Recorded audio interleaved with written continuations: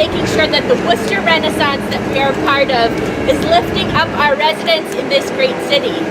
This campaign brings real solutions that will move our city towards justice in our jobs. In order for Worcester to succeed, we must focus on creating opportunities for real economic justice and racial justice. This means putting a focus on making sure that folks that are poor, women, especially people of color, are given pathways to success. We will do this by ensuring that our hiring on public construction, in City Hall, and in our school departments actually reflects the diversity of our great city. We will fight wage theft and make sure that community benefits agreements are tied to all future projects that are giving back to the community and not just corporations. 10 years from now, this agenda will make sure that we've made real progress that happens especially for folks that are most impacted.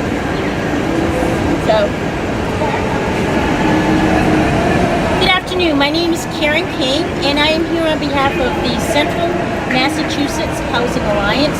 I'm the Director of Employment and Education at CMHA, and we are proud to be a member of the Worcester Community Labor Coalition because our mission is to ensure that all families have a place of their own to call home.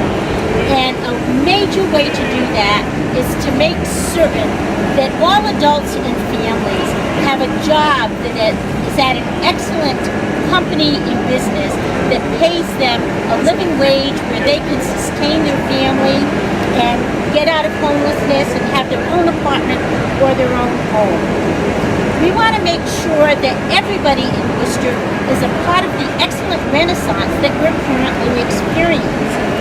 So being a part of the Labor Coalition gives CMHA an opportunity to collaborate with labor organizations, community groups, and the city of Worcester to ensure that everybody has a piece of the pie and is part of this renaissance. I want to talk a little bit about a couple of the phenomenal successes that the Worcester Community Labor Coalition, in collaboration with the city of Worcester, has already had. The Worcester Jobs Fund is one of those successes. And on behalf of the Labor Coalition, I want to thank the city manager, Mayor Petty, Councilor Rivera, and all other members of the City Council that several years ago they funded the Jobs Fund to the tune of $100,000. And what that means is that many people, residents of Worcester, people of color, veterans, and women have received training in excellent job and career pathways. And that is leading to them getting better jobs that pay over $15 an hour. They're being trained as truck drivers, in the construction trades, in call centers, and many more industries. And we look forward to that increasing because this year the City Council has funded the Worcester Jobs Fund at double the rate at $200,000. So many more people here, residents of our wonderful city, are going to be trained and have great jobs here that support the renaissance that we're all part of. And I want to announce a new success that we're on the cusp of, and that is the City of Worcester and the Community Labor Coalition are jointly funding a disparity study. And what that means is that we're going to be working along with researchers and students at UMass Boston who are expert in this area, who already did a disparity study in the city of Springfield, to look at, in particular, what the benchmark should be in order to ensure that publicly funded construction projects are hiring residents of Worcester, are hiring women, are hiring people who are living in poverty and are low income, and people from community of colors and veterans. They once again need to be a part of this renaissance so that we're all sharing in the glory that's in front of us. So we're looking forward to this disparity study taking place. It's going to start in the fall. We are jointly funding it. The City of Worcester and the Council voted to fund it. The Worcester Community Labor Coalition is funding it along with the building trades. And sometime in the early winter, we'll probably have another press conference where we'll announce what those benchmarks should be to ensure that there's equity in hiring in the construction, trades that we're having for public funded construction projects. Thank you. Awesome. Thank you, Karen. So just building on that momentum, my name is Martha Sefa, and I work with the Worcester Food Policy Council, a project of the Worcester County Food Bank. And we're blessed to be joined by many other community, faith, and labor groups in recognizing that it's important for the workforce to reflect the diversity of our city. For us, that especially means putting a focus on women, putting a focus on people of color and the working poor and veterans. That is why we're launching this campaign to make sure that all future hiring decisions are showing these numbers, especially in City Hall, especially in our school departments, and especially on public construction, where our Worcester taxpayer money is being used. So this is really a project about making sure that when our money, we the people, our money is being used, that it actually reflects the people that live in this beautiful city. How you doing? Good afternoon. My name is Fred Taylor. I'm an organizer and business representative with Competence Local 336, hired by New England Regional Council of Competence, and I'm also here to represent the NAACP, and I'm a proud member of the Worcester Community Labor Coalition. Today what I want to talk about is a problem that we all have, not just nationwide, not just statewide, but also citywide. That's called wage theft. In my industry, we consider that to be criminal construction, and one of my partners in the office calls it the lie, cheat, and steal economy. And that's exactly what that is. Lying, cheating, and stealing. There's over $2 million a day being stolen through wage theft, and that's one form of it. Other ways of wage theft is insurance fraud, tax fraud, people getting paid in cash, avoiding paying state, federal, Social Security, and Medicaid taxes. That hurts the people. Think about the city of Worcester, $2 million a day. Worcester can use that. How many people can $2 million a day help? They can help a lot of people. In the project behind us at 145 Front Street, there are 12 minority workers that work there in construction that are waiting to be paid. Wage theft. One of those people working on the project at 145 Front Street was fired because he tried to organize the workers. That's not right. We need to do something about that. On May 1st, we were here. We rolled out the Worcester Works campaign. We brought it to City Council. It was unanimously voted on to get behind that. Right now, the wage theft ordinance is illegal. It's been illegal for basically 4 months. Trying to look over that. We need to get that passed in Worcester, and I think that's a first start to help us combat criminal construction, the lie, cheat, and steal economy. Thank you. My name is Matt Feinstein. I am representing two community organizations, Stone Soup and Worcester Roots. And I'm here to talk about community benefit agreements. That's part of the Worcester Works campaign. Since Worcester is no longer in the era where we have to bend over backwards for any sort of development that comes to the city, we deserve to benefit. The community deserves to benefit whenever there's economic development happening. And this is why we're organizing community benefit agreements. There's a long history of positive community benefit agreements here in the city. Med City, for example, brought advances in hiring of people of color and granting to community health organizations, just to name one example. And now we're talking about the Woo Sox ballpark coming to Worcester and the surrounding development, and it's really important that a community development agreement is on the table for that. We applaud the city and all the work they've done around that already, around community benefits, especially around access to facility, traffic, and parking concerns. There are several other issues that the community would like to bring forward around this and in community benefit agreements in general going forward.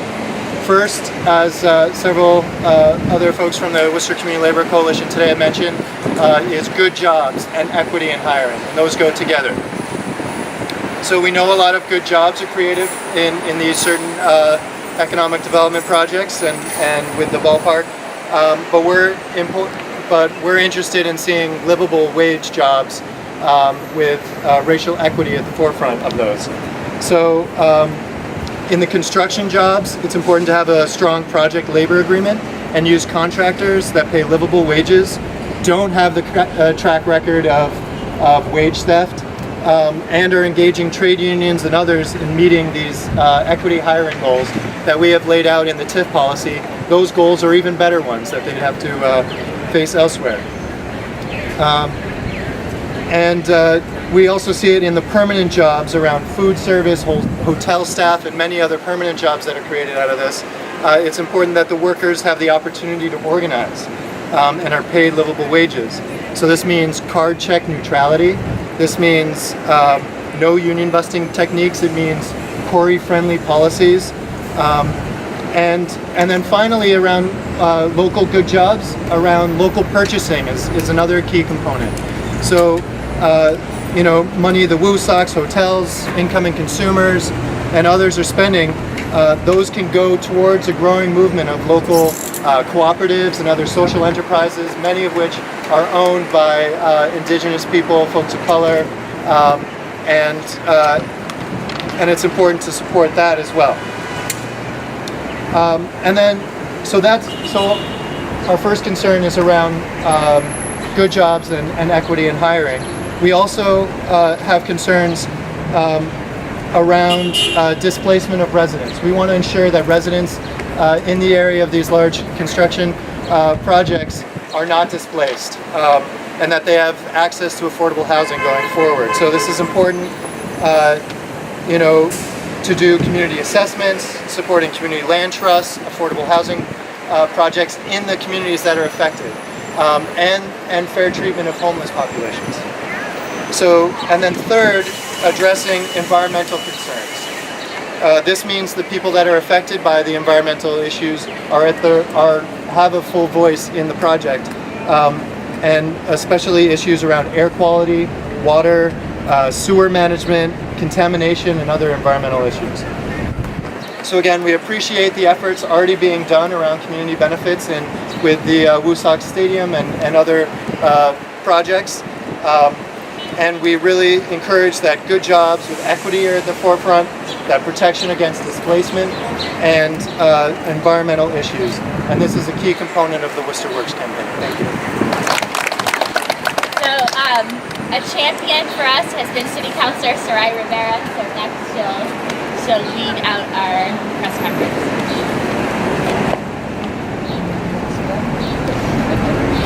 Okay, cool. It's great to be here. So happy Labor Day weekend too coming up. So this is kind of in honor of that. When I decided to run again for another term, one of the things that after sitting on economic development was really looking at having a conversation to continue to challenge issues of inequities and really looking at race and gender disparities in regards to economics. We wanted to be able to really call it what it is, but not just an issue of just saying, okay, this is what's the problem, but actually say, how can we come together to really offer some concrete solutions to lessen these gaps? And so, one of the things that why we do this is a reality. We'd love to be able to say that we live in a world that racism doesn't exist, that disparity because you're a woman, that you get, that gender biases don't exist, but that's not the reality that we live here in our world. More than any other country, America defines itself by collective dreams. The dream of economic opportunity and upward mobility. Its proudest boast is that it offers a chance of the good life to everyone who's willing to work hard and play by the rules. But the data consistently show such gaps as disparity in the performance of society's various systems and markets, yielding very different results not only for different income groups, but also for different racial and ethnic groups. Consider the following. When we think about just family income, substantial inequities exist still to this day on family income, assets, and overall economic security for individuals, households, family, and children of color. Community assets. Community assets vary significantly for various racial groups, with many communities of color more likely to be segregated by race and class, with fewer economic or educational opportunities, and more signs of social distress or disinvestment. just disparity in access to credit, on the national foreclosure crisis that threatens seriously harm on neighborhoods and especially neighborhoods of color. Studies by numerous demographic and human census continue to indicate very prominent level of residential segregation. Over the last 30 years, we see wage inequality in the United States that has increased substantially, with the overall level of inequity now approaching the extreme level. Throughout such of the 20th century, the average woman earns about 60% of what the average man earns. And so we continue to see these gaps. I'm grateful for the administration that has been an active listener. And I say active listener because they've been responding to the collective voices. So we have collectively gotten together and said, we really want to be able to really address this issue in ways that we can shorten these gaps. And so these voices have been activated, and we've been speaking, and we've been speaking, and we've been heard, which has been great. So some of our accomplishments you heard today, right? So funding the disparity study, looking at increasing jobs fund, the hiring of a chief diversity officer that directly answers to the city manager, which is a great thing. We want to continue to collectively work together to advocate for local hiring, not just in public but private projects. We want public construction. Our public construction has to reflect the people of Worcester. It has to, when you go on that site, you want to be able to say, that's what Worcester looks like. Our city departments must reflect our city. When you walk into City Hall, when you walk into any department, whether it's City Hall, whether it's the firefighter, whether it's public works, public health, our educational system, that it looks like Worcester. Our city departments must continue to increase in our diversity. We want to strengthen our waste and ordinance. It's just not acceptable. It is a crime, and we should not accept it. So countless studies that we said have shown disparity in economic base on race and gender. And it's sad to say that they continue to exist, which is why we wanted to come up and launch this Worcester Works. It is necessary. It is something that is a fact, and countless research has supported it. So my commitment for economic development is that the renaissance that we keep talking about in our city that exists, it should exist for all people in our city of Worcester. And so I'll continue to advocate alongside with everyone here today. We want to be able to not be afraid to call it what it is. To know that there are racial and gender biases and disparities, but we can actually do something about it. And Worcester Works actually works on steps, on things that we could actually do to lessen those gaps. So I'm really excited on this Labor Day weekend to be able to continue having this conversation. And we have come a long way. We're not where we used to be, but we're not where we ought to be.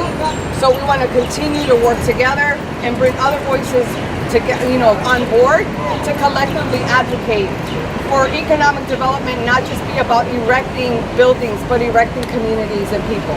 Thank you.